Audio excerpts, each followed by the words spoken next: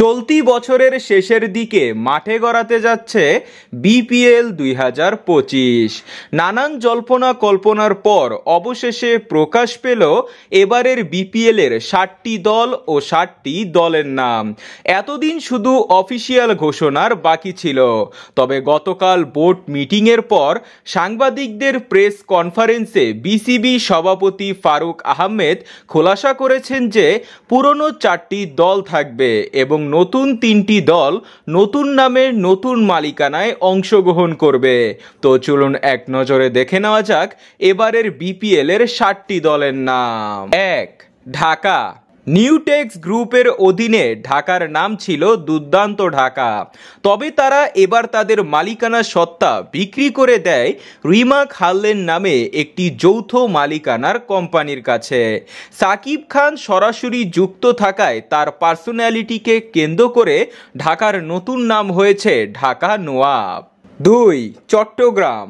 গত 3-4 বছর ধরে চট্টগ্রামকে প্রতিনিধিত্ব করেছিল আক্তার গ্রুপের চট্টগ্রাম চ্যালেঞ্জার্স, তবে খেলোয়াড়দের পেমেন্ট ইস্যুয়ের কারণে এটা নিশ্চিত হয়েছে যে চট্টগ্রাম চ্যালেঞ্জার্সকে আর দেখা যাবে না।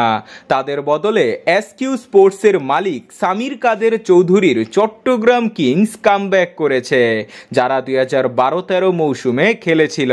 প্রায় 11 বছর পর তাদের আবার দেখা যাবে। 3. রাজশাহী।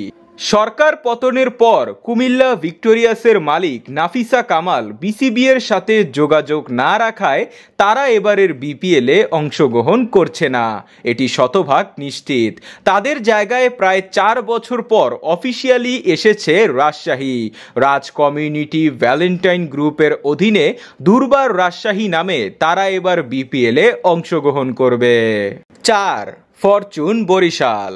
গত বিপিএল এর চ্যাম্পিয়ন দল ফরচুন বরিশাল শিরোপা ধরে রাখার মিশনে আগের নামেই তারা এবার বিপিএল এ থাকছে 2017 সালে বিপিএল এর চ্যাম্পিয়ন দল রংপুর রাইডার্স, তারাও আগের নামেই এবারের বিপিএল এ অংশগ্রহণ করবে।